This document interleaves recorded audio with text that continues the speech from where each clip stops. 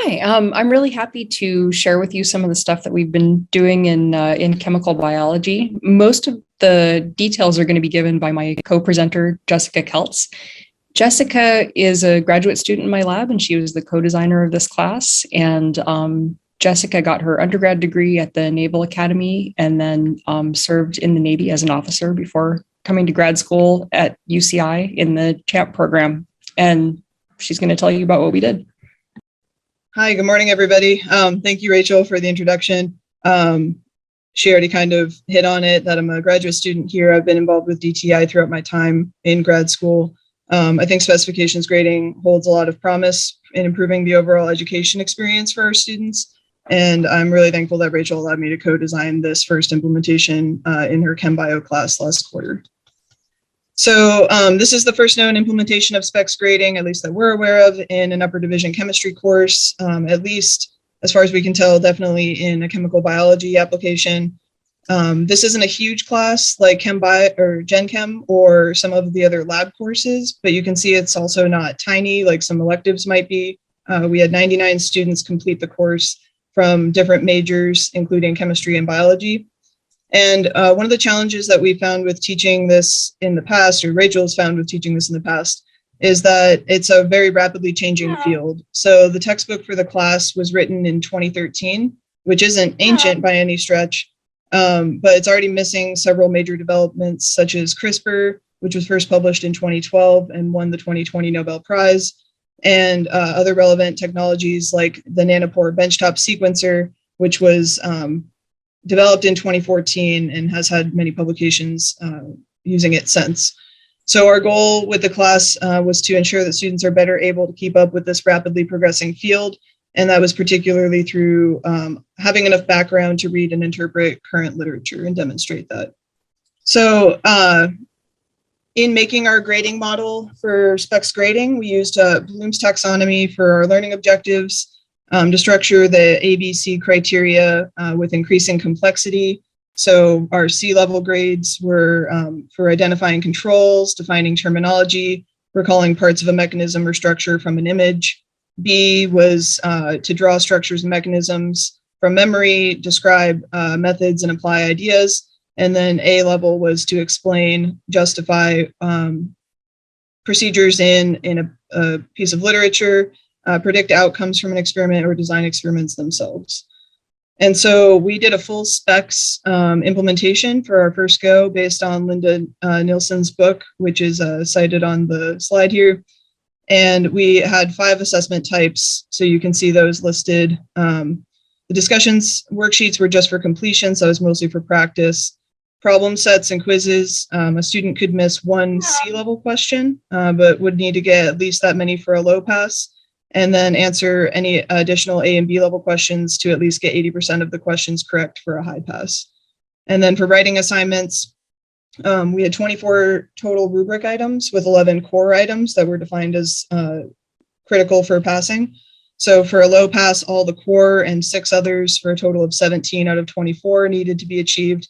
And for a high pass, all of the core and 10 of the others for a total of 21 needed to be achieved. So we did use the token system for this class, and we had 5 opportunities for students to earn up to 7 tokens. The opportunities consisted of a voluntary pre and post course survey, completing a syllabus quiz on specs, mostly so they understood specs grading, attending a seminar, and then creating a Chem Bio meme, which I wish we had time to show examples of because they were pretty great. And so students could use tokens for reattempting a paper, resubmitting a problem set, revising one quiz question, replacing a quiz completely with an opportunity to take it as part of a final, missing a discussion section, and then 24-hour late submissions up to 72 hours max. And what we saw was that most students earned most of the tokens that were available, but didn't necessarily use them all. And when they did use them, it was mostly on the one quiz question revision, and then primarily on the writing assignments as well. And the reason that I should say, the reason that's important is we just wanted to identify, really use this opportunity to see what the challenges are for our students, not only to help develop curriculum in the future, but to have a better understanding of what their experience is like. So this is our final grade distribution, which is definitely skewed toward A's, which there's lots of work that's not reflected in the final distribution and lots of growth from our students. And so I chose to focus on the writing assignments in particular because that was one of our major goals and the most complex assignment that we had in the class.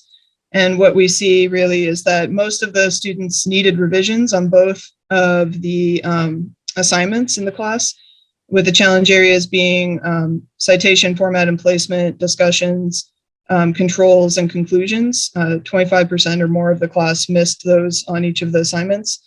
And we see a substantial improvement where almost all of the students at the end really pushed themselves to achieve the high pass. And we saw that particularly in the discussion, controls, and technical writing between the two.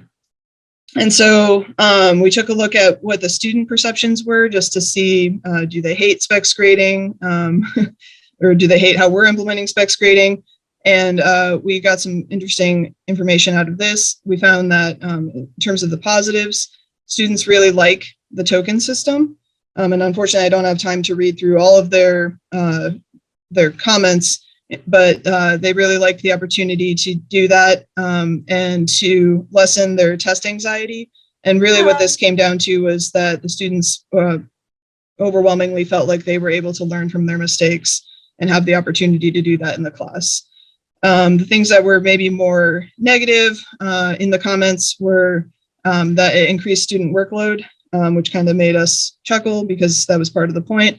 And then that it led to either feeling like they may not have had enough time, which we'll get to a discussion on a little bit later, or that there was more of a time commitment for the class. And so what this really comes down to is kind of something that's in the middle, which is the ability to prioritize, which is kind of a blessing and a curse because it's a skill that students maybe would need to develop to really effectively use specs grading fully to their advantage. But it's a good life skill to be able to manage not only how they use the tokens, but also the time it takes to do these resubmissions. And there's some lessons for us on that as well. So also to gauge student perception, we did a pre and post course self-efficacy survey that was previously validated for a bio class. And then we just tailored it very lightly to make it for Chem Bio. Most students were completed this and completed both surveys. We didn't really see any discernible change, but that also kind of confirmed that the students didn't absolutely hate what we were doing. So that was encouraging. And the one that we saw at least a improvement in the mode of the comparison between the initial and final survey was in like the question that we were kind of most interested in, which is, can you explain the ideas of an article in chemical biology to another person? Unfortunately, it doesn't really look like it's statistically significant, but I just wanted to present it. So that was what we got out of the survey. We had 2 TAs for the class, and they were very kind to give their perceptions in terms of workload. Basically, what we got out of it was that there was no partial credit, which made grading more streamlined for questions. The TAs communicated that most of the communication between them and students was mostly about course content, and attitudes in general with the students seemed to be positive and eager to improve.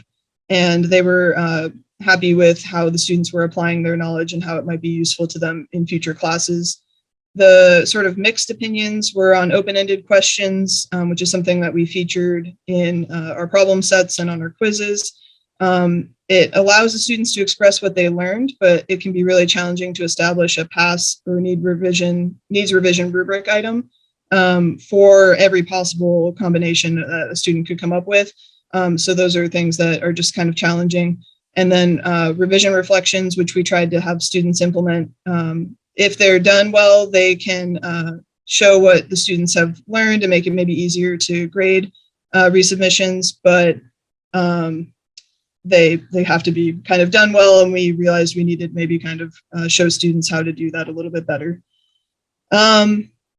And then for improvements from the TAs, they said they would like to implement maybe more practice on the literature analysis, as we saw from the writing assignments. That was kind of something that the students did struggle with, so for us to note for future. And then continuing to explain specs and token policies throughout the quarter, because students are new to this. And so because it's new, we need to make sure we're revisiting it regularly. And then being organized about redos in a class this big with the amount of tokens we had can be a bit of a challenge. So we're looking at ways to improve that.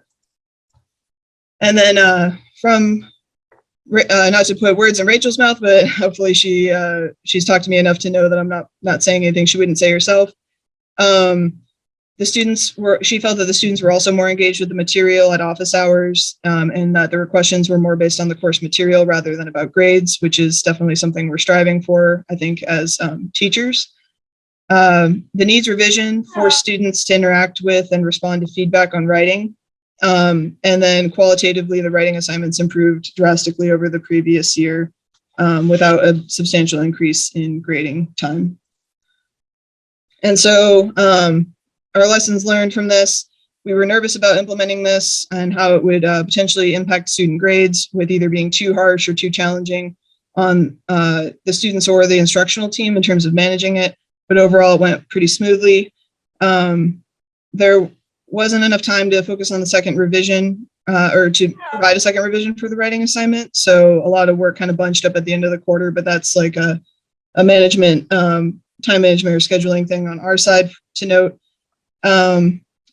TAs, unless potentially trained on or given more information about specs grading, may kind of tend toward sort of what we've already been accustomed to just in our own experiences, which is to want to try to do partial credit or these sorts of things. So that might be something to consider for all of us in the future, is how we indoctrinate kind of or bring in TAs to the system. Rubrics have to be really clear and will probably be a continual work in progress to make them so. Same with the cover letters. And then there were a few cases where students fell outside of our hard grading criteria, and that's something that we're also trying to figure out, just a best practice for how we want to deal with that in the future. And so I just want to thank Rachel for choosing to implement this in her class and allowing me to be a co-designer and presenter here today. Thanks to Renee and Kate for forging the path here at the chemistry department at UC Irvine, and for their mentorship throughout this process. It really probably wouldn't have been as smooth without your help. Thanks to Jose and Maddie for being open to trying something new, and for all their efforts that inevitably made this a reality for executing it in the class. And finally, thanks to DTI for funding this, the fall quarter to prepare everything, and then Bo for checking in with us to ensure that we were prepared for the summit today. So thank you very much for your time.